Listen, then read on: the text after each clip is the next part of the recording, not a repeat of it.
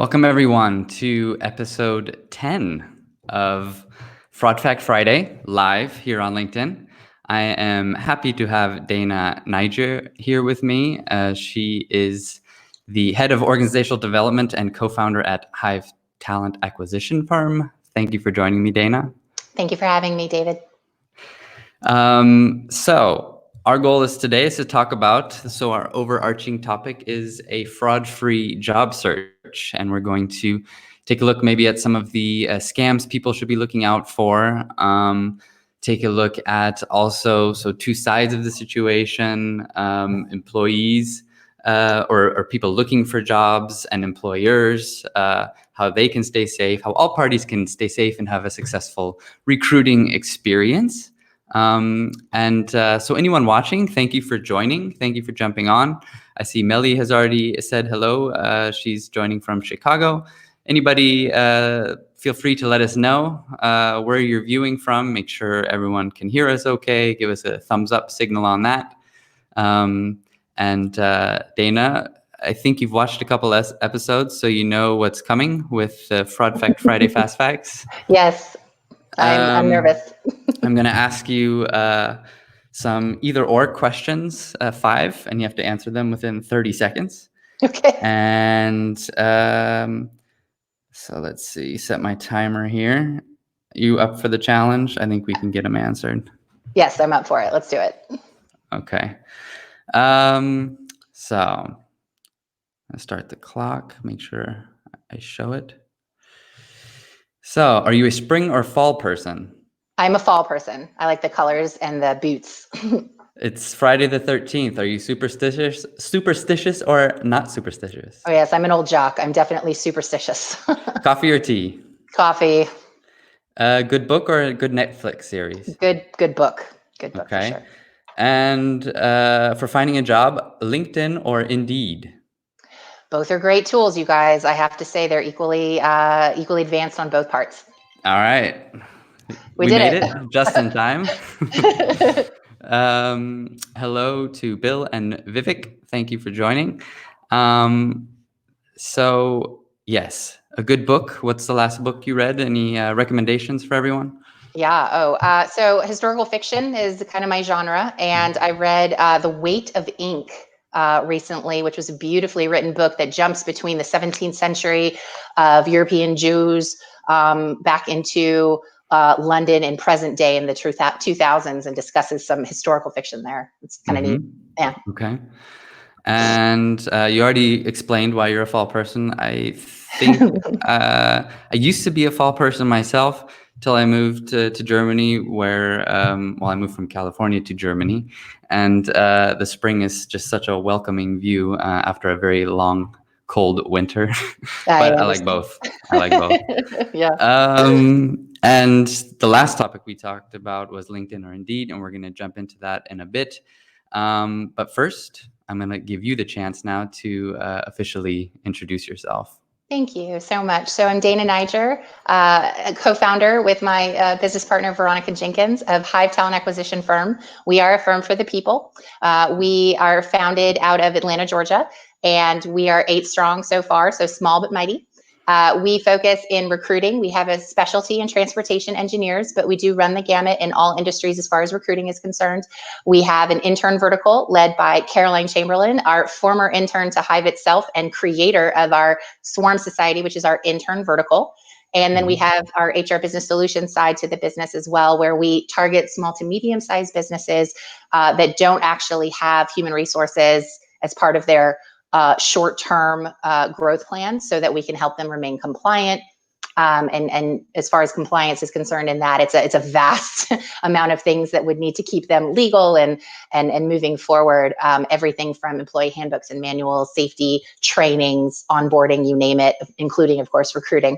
And then for the individual, on the HR business solutions side, resume rewrite, reformat, interview preparation, all different kinds of consulting there as well. Very cool. Very succinct update. Sounds like an exciting venture, and it's a fairly new adventure for you. How's the whole entrepreneur life been for you? Yes, founded in 2017. And quite frankly, I believe I can speak for Veronica, even though she's not here. She and I agree that it's been a wonderful ride so far. We just Okay. found out from our accountant the other day that we grew 400% in revenue. So we're pretty excited about that. Very nice. Yeah. So let's start with I have a handful of questions. Okay. But anybody is welcome to jump in and ask as well. Again, overarching topic is a fraud-free, safe job search. But let's start with the job search landscape in general. How do you think things have changed, or how do you see things have changed over the past several years? And for those currently out of work, coming back to our question right in the beginning, where should they be spending their time searching at the Sure. moment? The landscape as far as recruiting and human resources and hirings and firings and everything associated has changed fairly dramatically. Resumes are taking a new approach these days. And of course, this is not just one opinion, but it's one of several. Mhm. Where instead of a summary or objective statement, for example, that up there is considered prime real estate on your resume. You want to utilize that space well, and you definitely want to be able to utilize the space on your resume for far more important information than a summary statement. People aren't using bullet points as much anymore. They're using a more paragraph open style, which Mhm. really gets the personality to come out for the potential candidate. Also, tailoring your resume these days to the job description is key. I can't stress that enough. There are so few people who do that out there and think because they know that they have the qualifications for a job that the human resources or recruiter reading the resume is going to know that. There's no way to read between those lines. If your resume is vague for something and it doesn't literally have the terminology and phraseology in the job description in your resume, of course, if it's true, we're not saying to lie about Right. anything, but Yeah. that needs to happen, and that is going Mm. to give you a huge boost and considering you as far as the hundreds of thousands of other people who might be applying to that role. Mhm. Storytelling. I heard a little bit of storytelling out of there's gaining in importance, huh? So Yes. longer paragraphs rather than bullet points, Yes. letting Details. the recruiter or company really get to know you as a person. Yes. Cool. Um, During a job search, individuals could come across fraudulent offerings. Mm. And so do you see this in the industry? What would be some Unfortunately. examples that you've seen? Yeah, unfortunately, we do. The recent examples to watch out for have been people posing around the world as hiring managers requesting that they need money for, or don't even, sometimes they're skipping the money part and just saying it's not even about money, it's more about equipment. And what they're saying Yeah. equipment wise is they are posing as coaches for foreign sports teams, soccer coaches, etc., all over the Okay. world. And oh, hey, we're in a country that maybe, or I don't have a budget for, or would you be willing to help? And at first glance, it certainly seems like something that would absolutely be legit. But anybody asking you on LinkedIn, for example, for money or products of some kind like that, that is unfortunately a scam. Yeah. We've heard, or at least you and I have, and several people who know us have heard the unfortunate story of a woman trying to get back into the workforce, Mhm. transitioning from being a homemaker, and after having worked several years before that, raised children and wanted to get back into doing something even part-time, and was scammed in a fake interview process to pay the interviewer for Mhm. her time. That is Mhm. not how that works, guys. So you Mhm. definitely wouldn't be paying for someone's time to interview with them. Yeah. Okay. Um, so recruiter fraud is also a problem. People that are out there promising to find you a job, but in the end, take your money and run. And Yeah. so, how can anyone out there looking for a job tell a genuine recruiter from a fraud? Sure. It's a difficult thing to do, but what I would say is first and foremost, make sure the company has a website. Any solid staffing company, recruiting company, any sort of human capital type situation where they're wanting to place candidates into positions, or vice versa, have positions they want to place candidates in, or both for that matter at the same time. You would not, as a candidate, be paying for recruiting services.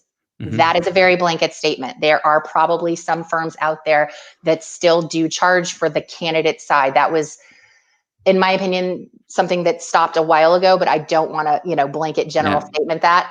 But in general, for example, HIVE, we do not charge the candidate side of the process. If you're a candidate that is seeking opportunities, we have a free consultation, that can last 30, 45 minutes and sometimes even more than one, to make sure that we know and understand what you're doing. We discuss your resume. We discuss what it is you're looking for. It's more like called an intake call. And it's that informational session that we will have together where I get to know you. We develop a relationship so that I can make sure that when I present opportunities to you, they are matching what you're looking for and not wasting anyone's time. Because there's a lot of time involved, a lot of commitment involved in this. Looking for a job is a full-time job. Mm-hmm. A question was thrown in here. So social profile is important to an employer. How about employer company profile? Where does someone go? Website can be tweaked too. I think, go ahead if you want to answer. It's a valid question. Thank you for asking it. And I will say that there's only so much that you can check and that you can do. But I will say the first and foremost thing is if someone's asking you for money up front, no need to do that, right? Yeah. So at HIVE, for example, and I'm not saying that we are right or that this is how everyone should do it, simply stating, I develop the relationship, we develop our relationships with our candidates. And if they are choosing to pay us for services, for example, resume rewrites, reformats, and consulting fees will generally be something that comes to them from, and I'll tell them from our QuickBooks, for example. So they'll see that. And then we remain in touch on it where there's no disappearing act or any of that. For a resume, however, our fee isn't charged until after. And we've developed that relationship to the point where I send them their draft and I say, and it's in a PDF, so there's not much they can do with it at that point, whether they wanted to use it and walk away or something like that horrible. But the relationship is really what it is there. And we develop it and there's a trust there. And so I've done my work, or my team has done their work on your resume, and then the invoice is sent and then it's paid. And we've had no issues with that whatsoever. Okay. And I think, so if you are looking for a job, I think it's important to invest the research as well yourself, to say, okay, yes, the company or this offering is, I see a website here, but then to see, okay, what are the social media profiles of that company, to kind of cross-check all types of things. Are there people talking about that company on social media and things like that? So kind of make sure that it's a real offering. There are several websites out there where you can check the validity of a company. Are they the best resources? No, which is why you should check more than 3. Yeah. Yeah. All right. So just wrapping up the job searcher side, because I want to have a look at employers as well. Sure.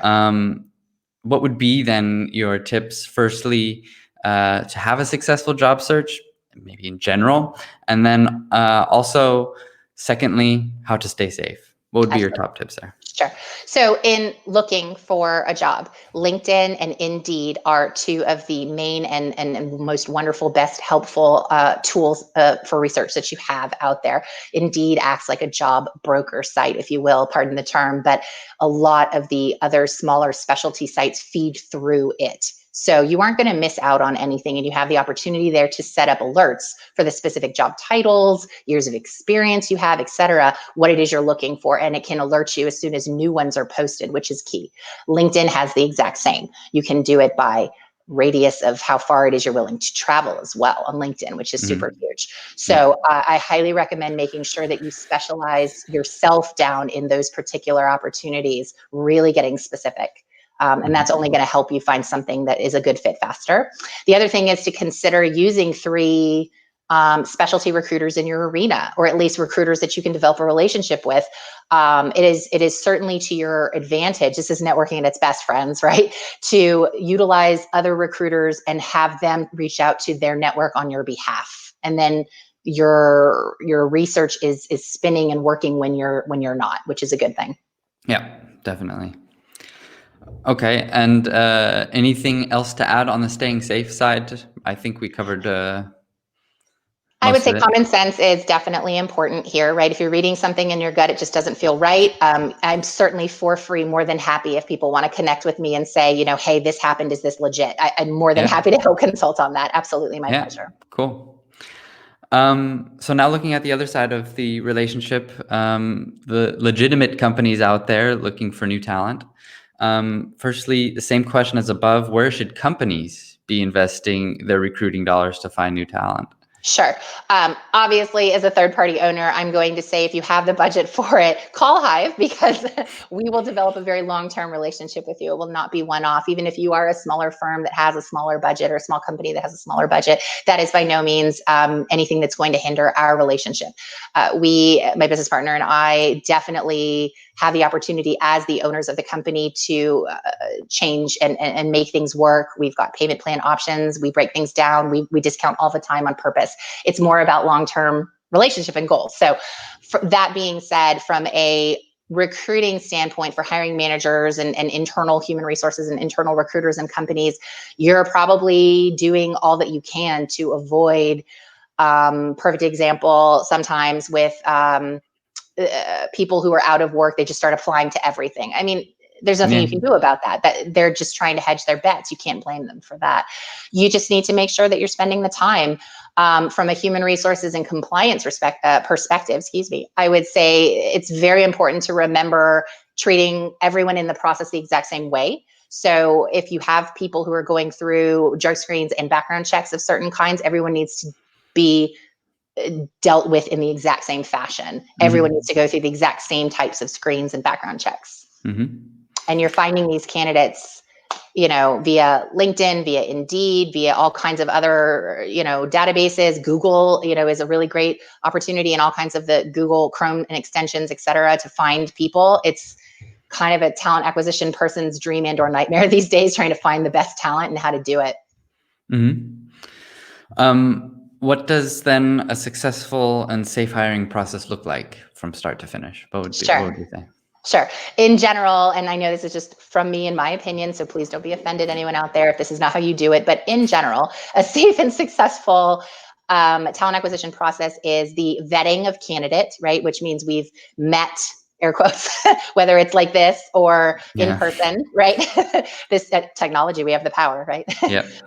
These days we've spent time, I've gone through your resume in detail. I am understanding, your background, where you graduated from, what it is you're looking for, getting your elevator pitch, if you will, sharing ours as well, really developing that relationship. And then hopefully moving forward in the sense that you've gone through an interview process with me, then I've presented you to my client, whoever that is. You've gone through that interview process with them. Could be 2 to 4, sometimes 7 steps, depending on the company these days. That is going the way of the buffalo these days. The longer steps, usually it's 2 to 3, but sometimes not. And then moving forward in a human resources person will come hold your hand through the onboarding. They'll get you background checked and drug screened if that's part of their process. And onboarding will be, your first day, welcome with all your paperwork, et cetera, and hopefully a smooth process. And part of that is, again, all that relationship development. Let's make you feel comfortable. Let's make you feel welcome. Yep. And the HR role, of course, goes well beyond hiring and firing. And every workplace has disgruntled, unhappy employees. Sometimes it's these disgruntled and unhappy employees that maybe on the surface seem very happy, well-liked, but turn out to be the internal fraudsters and just want to stick it to the company. So once you have solidified your team, what are some things that can be done to keep that from happening? Sure. The term employee relations comes up a lot, especially in human resources, and it is important to relate to your employees, to be so layman about it if you want to know the truth. These days, competitively, the perks and amenities of companies are what really are keeping people happy and feeling safe and comfortable in their work environments. Everything from, summer Fridays or half days every now and then, or, making sure that people are taking and encouraging to take PTO or sick days or whatever your policies are there on those. People tend to work through them, and sometimes they roll over and sometimes they don't. Understanding their benefits and how they work for them and to their advantage and keeping them happy with that is key. And that is part of human resources job and responsibility. The employee relations side of that is developing those personal relationships with each other, making sure that they know that you're a comfortable person to come talk to, that they're feeling that comfort and that level of comfort with you. everything from, what everybody sees in the news every day about Google and Amazon and what they've got with their bean bags and their nap, corners and things like that. I mean, these are all things that keep people happy at work, dogs at work or pets at work day kind of stuff. That stuff is proven to keep people happy and satisfied with their jobs. We spend a lot of time at work and together with that team. So team outings, for example, team lunches, even buying the office lunch once a month or once a quarter, every 6 months even. You'd be surprised what some free stuff will do for people. Okay. Well, we are coming to an end here. I want to definitely thank you for taking the time to discuss this very interesting topic. And unless you have anything to add, I would say we can wrap up the episode. Yeah. Any closing words? Everybody stay safe out there and have a great weekend. Yeah, excellent. Thank you for taking the time, for being on Fraud Fact Friday, and I'm sure we will be in touch. Thank you for having me. I appreciate it. All right, thanks. Bye. Bye-bye.